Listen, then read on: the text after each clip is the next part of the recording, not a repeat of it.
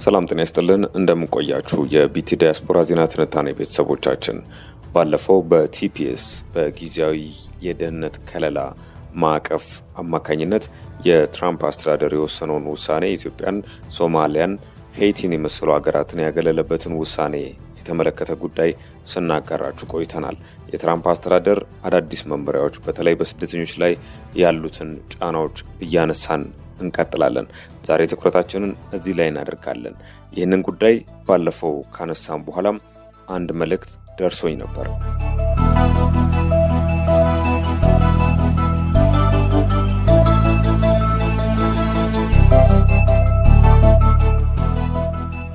የመልእክት የተጻፈው አበባ ከምትባል አንዲት ኢትዮጵያዊ እህታችን ነው። ለመልእክቱ ስንል ስሟን ቀይረነዋል። አበባ አሜሪካ ከመጣች 8 ዓመታት አልፈዋታል። 3 ልጆቿ እዚሁ ነው የተወለዱት። ትዳር አላት፣ ስራ አላት። ነገር ግን አበባ በፔንዲንግ አሳይለም ወይም በሂደት ላይ ባለ የጥገኝነት ጥያቄ ስር ነው ያለችው። ባለፈው ምሽት ልጆቿን አስተኝታ ዜና ስትከፍት የትራምፕ አስተዳደር አዲስ መመሪያ መፈረሙን እንደሰማች ጽፋልኛለች። አበባ እንዲህ አለች። በየካቲት 13 የቲፒኤስ ወይም የጊዜያዊ ደህንነት ከለላ መብት እንደሚያበቃ ሰምቻለሁ። እኔ ግን ቀድሞንም ቲፒኤስ የለኝም። ጉዳይ ፍርድ ቤት ነው። ታዲያ እኔና ልጆቼ ነገ ምን እንኖራለን? ተለቅመን እንባረራለን ወይስ ተስፋ አለን? የሚል ጥያቄ ነበር።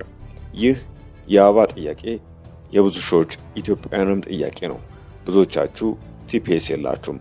ነገር ግን በተለያየ ኢሚግሬሽን ሂደት ውስጥ ያላችሁ ግሪን ካርድ የምትጠባበቁ ወይም ሰነድ የሌላችሁ ወገኖቻችን በከፍተኛ ስጋት ላይ እንደሆናችሁ እንረዳለን። ዛሬ በቢቲ ዲያስፖራ ለአበባና ለእሷ መሰል ወገኖቻችን መልስ ይዘን መጥተናል።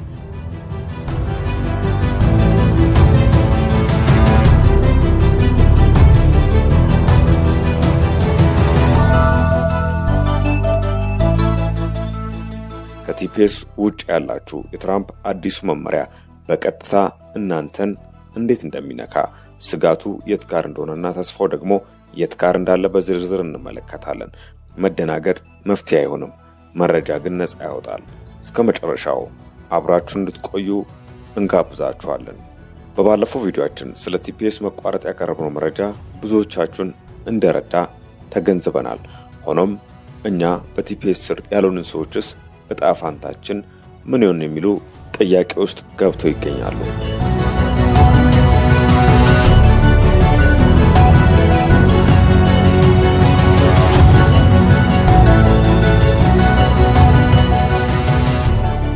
አዲሱ የፈረንጆቹ ዓመት 2026 ከገባ የመጀመሪያው ጃንዋሪ ወር ወደ መጨረሻው አካባቢ ተቃርቧል።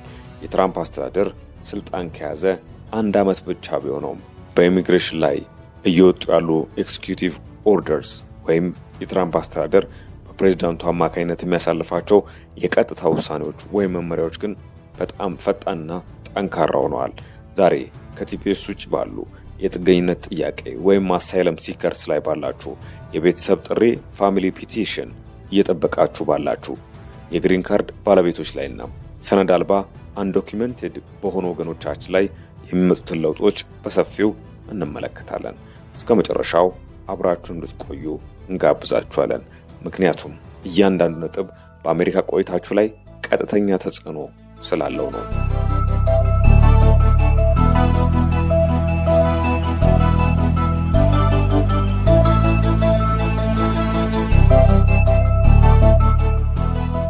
የቢቲ ዲያስፖራ ቤተሰቦቻችን ለዚህ ገጽ አዲስ የሆናችሁ ሰብስክራይብ በማድረግ መልእክቱ ለበርካቶች እንዲደርስ ላይክ በማድረግ እንዲሁ አብራችሁ እንድትቆዩ እንጋብዛችኋለን።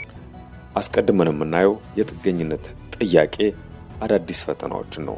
ብዙ ኢትዮጵያውያን በአሁኑ ሰዓት በፔንዲንግ አሳይለም ሁኔታ ላይ ይገኛሉ። ትራምፕ በዚህ ረገድ ሊያመጡት ያሰቡት ለውጥ 2 ዋና ዋና ነገሮች ላይ የሚያተኩር ነው። የመጀመሪያው የፍርድ ቤት ቀጠሮችን ማፋጠን ወይም ሮኬት ዶኬት ይባላል። ቀደም ሲል የጥገኝነት ቀጠሮ ለዓመታት ይራዘም ነበር።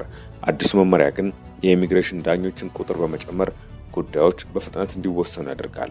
ይህ ለአንዳንዶች ጥሩ ቢሆንም ለዝግጅት ጊዜ ለሚፈልጉ ግን ትልቅ ፈተና ነው። ጉዳያችሁ ውድቅ ከተደረገ ወዲያውኑ የመባረር ወይም ዲፖርቴሽን ሂደት ሊጀምር ስለሚችል አደጋውን ከፍ ያደርገዋል። ሁለተኛው የስራ ፈቃድ ኢኤዲ ጥበቃ ነው። የጥገኝነት ጥያቄያችሁ በሂደት ላይ እያለ የምታገኙት የስራ ፈቃድ አሰጣጥ ላይ ጥብቅ ቁጥጥር ሊመጣ ይችላል። በተለይ ድንበር አቋርጦ የገቡ ሰዎችን የስራ ፈቃድ የመከልከል ወይም የማሳጠር ዝንባሌዎች አሉ። ሌላኛው የቤተሰብ ጥሪ ወይም ፋሚሊ ፒቲሽን እና የፐብሊክ ቻርጅ ስጋቶች ናቸው። እኔ ዜግነት ባለው ባለቤቴ ወይም ልጄ ተጠርቻለሁ፣ ምን ያሰጋኛል ለምትሉ የፐብሊክ ቻርጅ ህግ መመለስ ትራምፕ በመጀመሪያው የስልጣን ዘመናቸው አስተዋውቁት የነበረው ፐብሊክ ቻርጅ ሩል በድጋሚ ሊጠናከር ይችላል። ይህ ማለት አንድ ስደተኛ ወደ አሜሪካ ሲመጣ ወይም ግሪን ካርድ ሲጠየቅ በመንግስት እርዳታ ሜዲኬይድ፣ ፉድ ስታምፕስ፣ ሃውሲንግ አሲስታንስ ሊተዳደር ይችላል ተብሎ ከተሰጋ ቪዛው ሊከለከል ይችላል። ስፖንሰር የሚያደርጓችሁ ሰዎች ገቢ አሁን ላይ ትልቅ ቦታ ይሰጠዋል። የቪዛ ቅደም ተከተል ፕራዮሪቲ ዴት የኢሚግሬሽን መስሪያ ቤት USCIS ትኩረቱን ወደ ቦርደር ሴኩሪቲ እና ኢንፎርስመንት ስለሚያዞር የቤተሰብ ጥሪ ፋይሎችን የማየት ሂደት ፕሮሰሲንግ ታይም ከበፊቱ ሊዘገይ እንደሚችልም ባለሙያዎች ይገምታሉ። ሌላኛው የጅምላ ማባረር ወይም ማስ ዲፖርቴሽን የዶናልድ ትራምፕ አስተዳደር የተካነበት እርምጃ እየሆነ ይገኛል። እውነታው ግን ምንድን ነው? በትራምፕ የምረቃ ንግግር ላይ ትልቅ ቦታ የሰጡት ታሪካዊው የጅምላ ማባረር ዘመቻ ጉዳይ ይገኝበታል። እዚህ ጋር መደናገጥ ሳይሆን እውነታውን ማወቅ ያስፈልጋል። ቅድሚያ የሚሰጣቸው ወይም ፕራዮሪቲስ መጀመሪያ ትኩረት የሚደረገው የወንጀል ሪከርድ ባለባቸው የፍርድ ቤት የማባረር ትዕዛዝ ፋይናል ኦርደር ኦፍ ሪሞቫል ደርሷቸው ባልወጡና በቅርቡ ድንበር ጥሰው በገቡ ሰዎች ላይ የሚያተኩር ስለሆነ መደናገጥ አያስፈልገውም። ለዚህም ቢሆን የህግ ሂደት አለው። አሜሪካ ውስጥ ያለ ማንኛውም ሰው ሰነድ ባይኖረው እንኳን ዱ ፕሮሰስ ወይም በህግ የመከራከር መብት አለው። በድንገት መንገድ ላይ ተይዞ መባረር በህግ የታጠረ ነው። ስለዚህ መብትን ማወቅና መወሰን ተገቢ ይሆናል።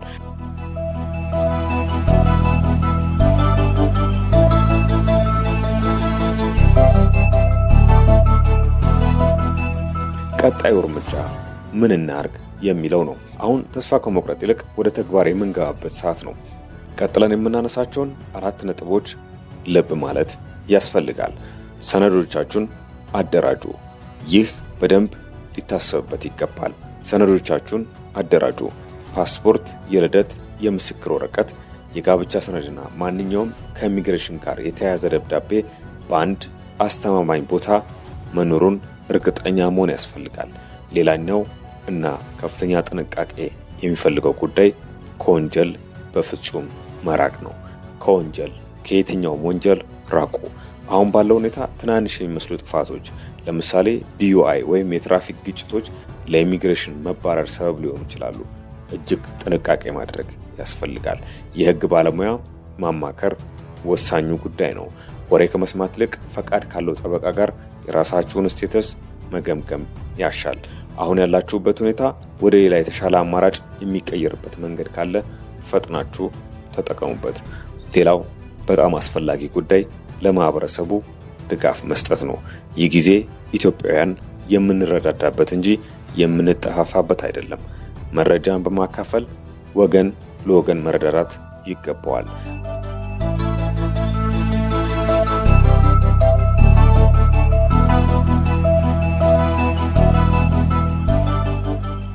በአጠቃላይ በዛሬው ትንታኔያችን በስጋት ላይ ሳይሆን በጥንቃቄ ላይ ትኩረት ማድረግ እንደሚገባ ልንገነዘብ ይገባናል። ነገሮች አስቸጋሪ ሊመስሉ ይችላሉ፣ ነገር ግን መረጃ ያለው ሰው ሁልጊዜም አንድ እርምጃ ይቀድማል። በቢቲ ዲያስፖራ በኩል የሚወጡ አዳዲስ መመሪያዎችን እየተከታተልን እናቀርብላችኋለን። ይህ ቪዲዮ ለወገኖቻችን ይደርስ ዘንድ ደግሞ ላይክ እና ሼር ማድረጋችሁን አትርሱ። ጥያቄ ካላችሁ ኮሜንት ላይ ጻፉልኝ። በቀጣዩ ቪዲዮ በዝርዝር እንመለስበታለን። ስለተከታተላችሁን በጣም እናመሰግናለን። ሰላም ለሀገራችን፣ ሰላም ለሁላችን። መልካም ጊዜ